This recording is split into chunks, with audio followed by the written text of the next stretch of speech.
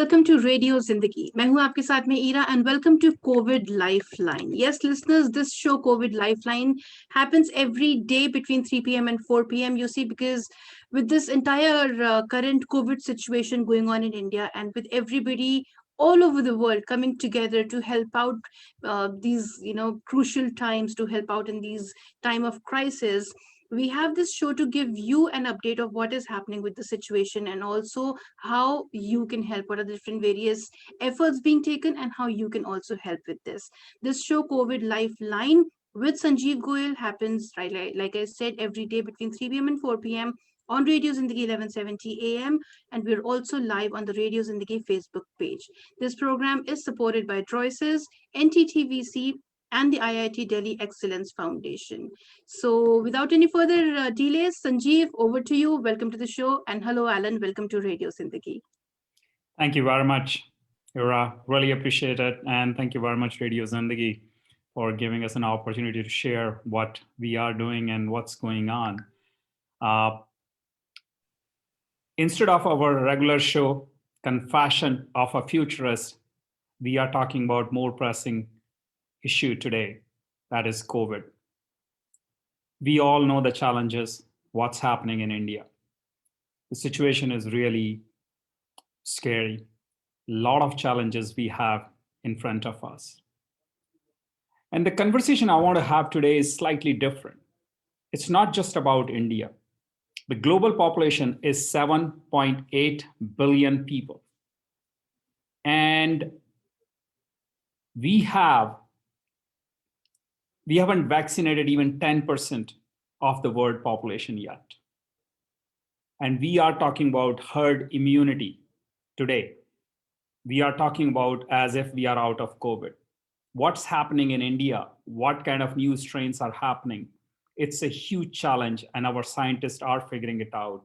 Even, I don't want to scare anyone, but even the vaccine from Pfizer, people are finding it may not be effective, and they are finding reason if it's underlying reason or there are some other issues. I have invited a very special friend of mine, Alan Krishnan, today on our show. Alan is an industry veteran, more than 4 decades of experience. He's IIM Bangalore, right? Yes, I'm Bangalore graduate. Phenomenal person. You can look him up. You can find more information about him. But one thing I want to tell you, he is one of the true go-giver I have met in the last 1 week. We met 3 days ago, and I said that we are working on it. We want to help India. We want to really help India breathe. And he said, what do you need? I said, we need people who can donate, and we can help our nation in India.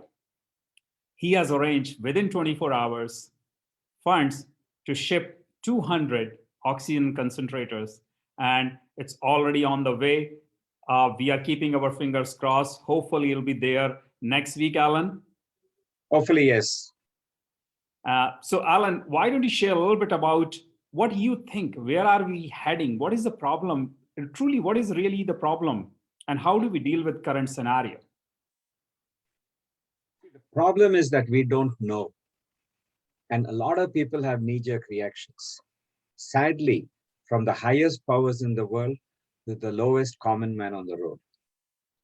I believe the only people who know anything are the doctors, and we need to follow what the doctor instructs. And the very basic thing is simple. If you leave your house, please wear a mask and a shield. I have not stepped out in the last 14 months, and I spent 5 of those in India, without a mask and a shield if I'm not in the protection, safety of my house and my car. I have traveled across. I was in Chennai. I traveled to Bangalore in a private car. I caught a plane to Paris. From Paris, I flew to Atlanta. From Atlanta to DC. I stayed in a hotel. I stayed in an apartment for 2 weeks in quarantine before I came to my own house. And you are vaccinated, right? Well, I'm vaccinated now, but nothing has changed. The fact I'm vaccinated is irrelevant to me because it only means, God forbid I get infected, chances are I won't be hospitalized. If I'm hospitalized, chances are I will not die. Nothing is guaranteed. My vaccination does not prevent me from being a carrier and infecting somebody else I meet with. I still do not leave my house without my mask. and without my shield. If I'm in my car, I still have the mask on my chin. And the moment I step out, the mask is up and the shield is up. And without that, I do not go anywhere. And I think if everybody followed this, the world will be a better place. I think, Alan, the problem is even bigger than that. The reason problem is bigger is we live in Western society, we live in Western world. And the standards, we are all privileged. Every single person living in America is privileged that they have access to vaccine and people are not taking vaccine. And I talk to a lot of my doctor friends, even they are finding their own staff is not ready to take the vaccine because they are concerned about some of the challenges or the issues we have faced with certain vaccines. I don't want to name any of those because these are all medical science, and the challenges we don't know. Nothing is perfect, unfortunately. So we are not getting to herd immunity status or stage. We had Vivek Murthy a couple of days ago, and he talks about it, that America is far from herd immunity. 30% of the American population won't take vaccine no matter what. And I believe the number currently is what, 35%, Alan? Somewhere in that range, yeah. But the global About a population, third. we say it's not even 10%. So the challenge I really see it is people are really looking at India saying, oh, how bad is there, how big of an issue there is. We all know what was happening here in Los Angeles and New York. It's not 10 or 11 months ago. And people have such a short memory. And that's where I'm having a lot of concern. And you are talking about taking basic hygiene and doing basic things. So question I have is, how do we prepare a better world, a future world? Because that's what we want to talk about. We are going to add 3 billion more people in next 20 years, maybe less. And they are coming. And this health issue, what we have at our hand, in spite of the best technology out there, in spite of mRNA or DNA and all the research we have done, we are not able to control it. So what is the solution? We can't isolate ourselves. We can't completely close ourselves in our homes forever. So what's your take on that? I think the future is bright because by and large, the younger generation, the teenagers, barely out of teenagers, they are very conscious. They wear their masks. They make sure that they keep their safe distances and the rest of it. I think they are not taking anything for granted. I know many young people who control their parents and make sure the parents behave and toe the line. I think it's all about education and compliance. Certain things, there is nothing that can help you. So we need to spread the word. And somebody thinks they can violate, then they face the consequences. Right now, I'm having a death every 3 days. Somebody I know closely is dying every 3 days. Wow. It's terrible. And these are people who are very careful, and still that is happening. So people who are careless, the risks are too high. And right now, honestly, we don't know what's going on. We just have to be careful and protect ourselves. And then we have to educate people. Tell them nothing is wrong if you have to wear a mask and follow some basic precautions. And unfortunately, so let's talk about technology, Alan. Because we both come from technology world, and you and me talked about 110 volt and 220 volt devices. And there are people who are still shipping 110 volt devices. So what measures should they take when they are shipping these devices for their loved ones? See, this is a very good question, Edith, because it's incredibly important. A good friend of mine who's a cardiologist in Maryland, about 10 days ago, she wanted something for an aunt. So she bought a 5 liters per minute oxygen compactor, concentrator, and sent it out. And I said, but it's 110 volts. Oh yeah, they'll get a 220 10 step down. In India, it's easily available. Problem is many of these step downs do not run for more than 2 or 3 hours at a time. You need this to run 24/7. Second, it's not just voltage, it's also a matter of cycles. So I have a good friend of mine who's one of the leading transformer manufacturers in the United States, in Roanoke, Virginia Transformer Corporation. And he's from IIT Madras. And I asked him, what can you do about this? He said, well, the biggest problem is your frequency. The ones in the United States is 110 volts, 60 hertz cycles. The one in India is 220 volts, 50 cycles. The voltage comes down, but the 50 doesn't change to 60, and therefore your supply of oxygen is very questionable. I spoke to a manufacturer in Pennsylvania, in Philadelphia, from whom we are buying about 432 of these units. And he said, I won't sell you 110 volts for export to India because it won't work. So the answer is this: you need an inverter. So essentially what happens is your 220 volts at 50 cycles will be converted to DC. And the direct current will then be inverted and changed into 110 volts, 50 cycles. This is what people need to look for and find it. These are available, and that's what they need to use. And that would give them reliable supply, because effectively you're changing the electricity to what is available in the United States.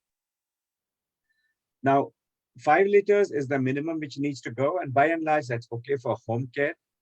If somebody needs 10 liters, they probably need to be in an ICU. That's what is expected. That's a conventional wisdom. But it still makes sense to send the 10 liters for 2 reasons. One, it gives you more consistent guaranteed supply of the 90, 92, 93% purity of oxygen. Second, God forbid, there is a second patient in the same house or neighboring house, they could potentially share the device. Yeah. And the marginal price difference is about 50% between 5 liters and 10 liters. So between the benefit of using it in more serious cases in an ICU and sharing, it really makes sense. Yeah, but Alan, we are sourcing for IIT Delhi right now, and we are sending these next week, these 500 plus units. The challenge you and me find it is we couldn't find any supplier who can give us 10 liters. We look for it. And I even found a manufacturer. People want to talk about China, but only in China you can find manufacturer nowadays. And they have offered to make 40 a day. And if we place the order and pay them upfront, the challenge is this looks like a very simple device. It's just some geolite, some motor, and it just air is passing through. It's a filter. I mean, I can send the diagram. It's a piece of cake. When you look at the diagram, it's how complicated it is for a 500,000 of IT alums and millions of engineers globally. It's a piece of cake, but it's a medical grade device. You can't just do that. You can't provide something which is just good enough. So there are a lot of open source design, and people are talking about that. So did you find any credible design which people can use and make it at their home, or not? We are not there yet. Making in the home, I don't expect ever be there. This is a matter of life and death. I'm not even willing to trust the step-down transformer. There's no way in heaven we can do anything at home. Now, much as I hate to depend on one single source, unfortunately, at this time, there is only one single source largely that we can go to, and that is China. I do have a manufacturer in China who's offered me 10-liter units. He wants me to buy 500, but I'm scared. Number one, I don't have $500,000 to buy it at this point. Second, I don't know how it will work. So they have agreed to give me a test shipment. And so I'm having an order now for 12 units, which I'm going to ship to Bangalore. We're going to distribute it around, test it. Hopefully it will work. 2 of them is going to IIM Bangalore, where they're going to set up an emergency care center, and keep fingers crossed. And hopefully it will work. And I think we have to jump into water if you want to swim. And that's why I'm buying these 12 units, about $15,000 to get it there and distribute it. And I think it'll prove the concept, whether it works or not. And then we work on good faith and it'll work. Awesome. I think we are very far from making anything at home. It's not going to, we don't even think about it. So now there are a lot of talks, and I even shared with our audience yesterday around the oxygen generators and converting nitrogen generators to oxygen generators, because the nitrogen plants are very easy. Every single, pretty much any place you need cold temperature, you have nitrogen generator. So whether it's a cold room or anything like that, the big one, right? So what is your take on that? You must have done a lot of research around it. See, the problem is anything that they make is not necessarily easy to transport. And that is a major problem. So I think the oxygen concentrators are fantastic. Manufacturing it and putting it is not the same. Now, I did find one supplier who's willing to give us oxygen plants. Yes. For as little as $110,000. Oh, wow. That's and really nice. It can be put up in as little as 3 weeks. And there is not that much demand. So if there is a hospital or any major temporary facility, including a large hotel which has got the rooms, We can install it there and have a 2, 3, 400 facility and connect it up to everybody. So how many cylinders can it fill, or what is the supply? I don't have exact numbers, but it can easily, I believe, within the first week's production, it can cater to 2, 3, 400 beds, and then it's a matter of replacing it. So it's very viable. Replacing very means like economical. what needs to be replaced in that case? Is the zeolite membrane needs to be replaced, or the tanks? No, the tanks have to be reused. So the tanks will be used and then empty and refill and so on. So that's just a matter of capacity. Right. And in India, yes, oxygen tanks may be a little bit difficult, but then we have plenty of the regular conventional gas cylinders. And I'm sure if you purify them, clean them, you can always use them up for your filling up with oxygen and so on. Yeah, the challenge machines we have with themselves- that, not to interrupt your thought, Alan, is we talked about it, but the way those connectors are, those are not designed. So you have to change a lot. It's not that trivial. That's the problem. Right. It's Correct. not just the cleaning, it's the whole, the system needs to be changed, mechanism needs to be changed, which is the complex thing. Correct. So there are challenges, definitely, yes. And the most of these machines are good. They say for 10,000 hours before they need to be serviced or anything. Wow. So they should last for a year without having any serious immediate necessities. And God willing, in that time, we will be more stable and we should be able to do a lot better than what we are doing now.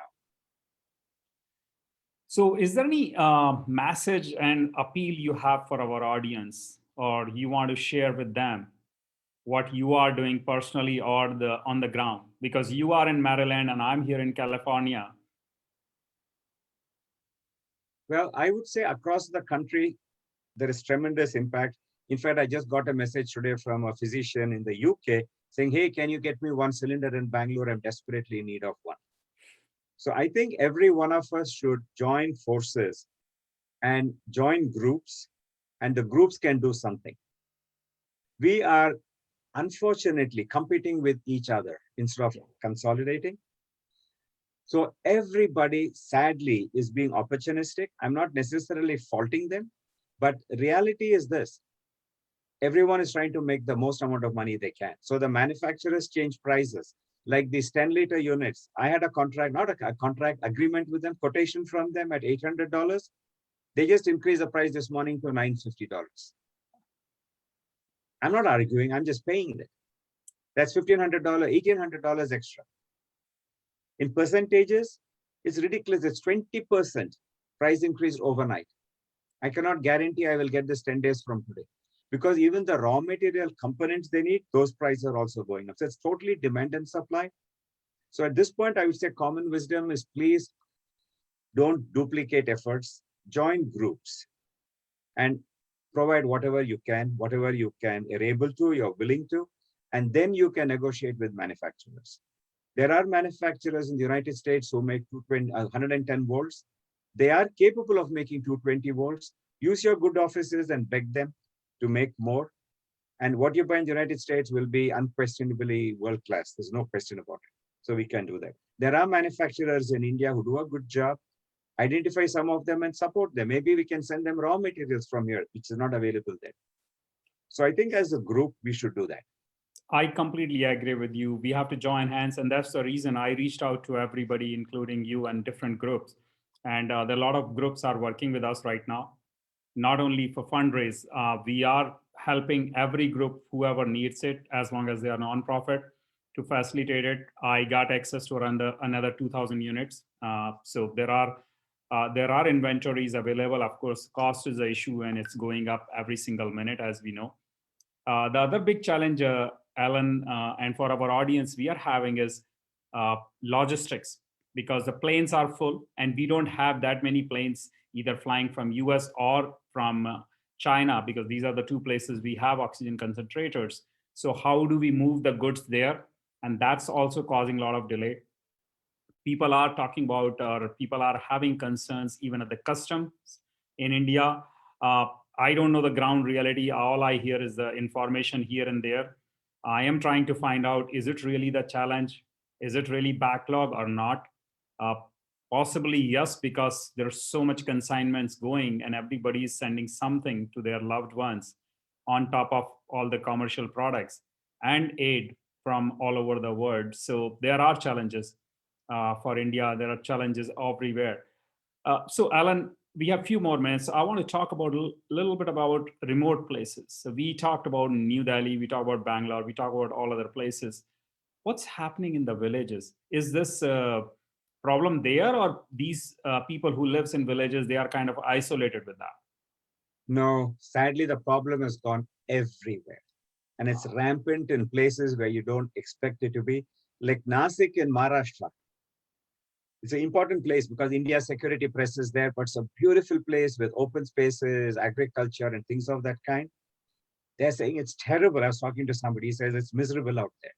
Wow. 3 days back, one of my employees from London called me and he was sobbing his head off because his mother is hospitalized in a remote area. There's no hospital space. Fortunately, his wife's family has a health center. She's there. He has some relative who manufactures oxygen, so they've got a cylinder of oxygen. It's horrible. It's spread across. There is no safe place. And unfortunately, at the risk of being repetitive, everyone has to take maximum care of themselves and prevent themselves from being a problem. Because if you get infected and you die, it's your problem, but you're being a problem to society and stressing out the resources. Not just that, Alan, I'm finding interestingly enough, and a lot of people are asking this question is, why aren't India putting the quarantine rules all over? Why aren't cities, states, country is shutting down the way it was in last year, March, April? So what is your take on that?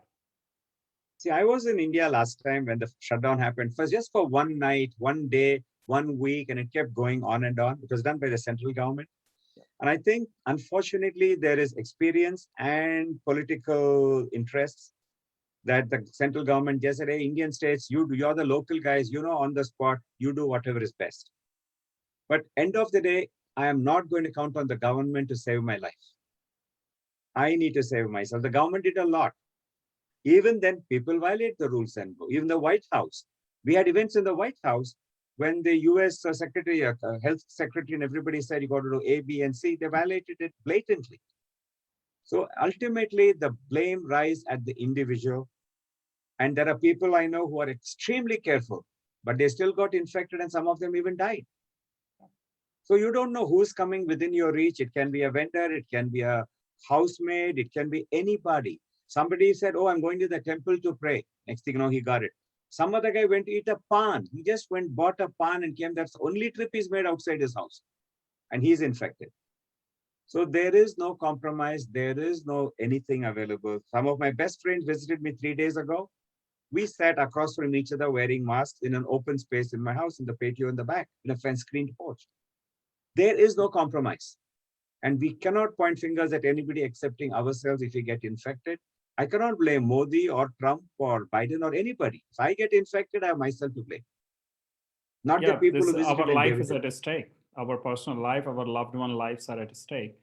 And so we are requesting everyone to stay safe, stay home. We know things are changing even in America, and there is a very high possibility America will open completely or at least 80-90% next month. I'm not convinced personally that we are ready for that. However, we need to work together, work as a group, work as a team globally, and take care of all our brothers and sisters globally. It's not just about India, it's not about America. Think of Brazil, think of Mexico, think of so many countries we are surrounded with. It is very important, and we all have to take precautions. We all have to work together to eradicate this problem. I cannot stress enough, we are not out of it yet, and the problem is not gone.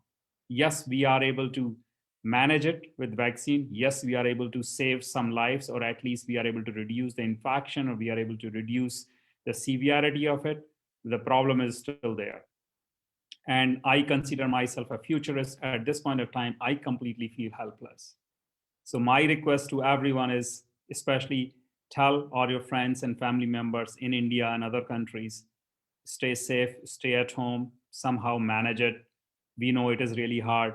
It's a really tough time. Alan, do you have any parting thoughts for our audience?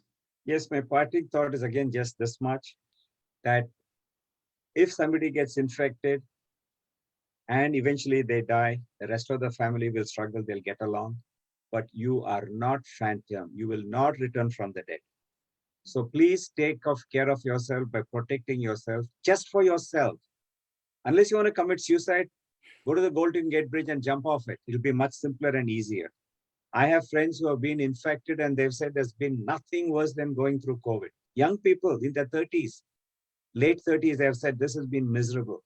So I would say, please, please, please, wear your mask, wear your shield, and make sure you protect yourself. Nobody else can.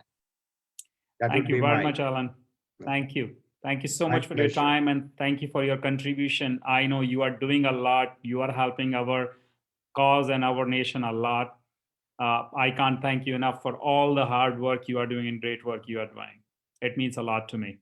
Thank you for the opportunity, and thank you, listeners of Radio Zindagi. Please spread the word. Keep yourself and your friends protected. Thank you. Thank you, Radio Zindagi. You heard Alan. He is based out of Washington, D.C. He is living in America for a very long time. His heart still lives in India, and so many of us. Please pray for India. Thank you.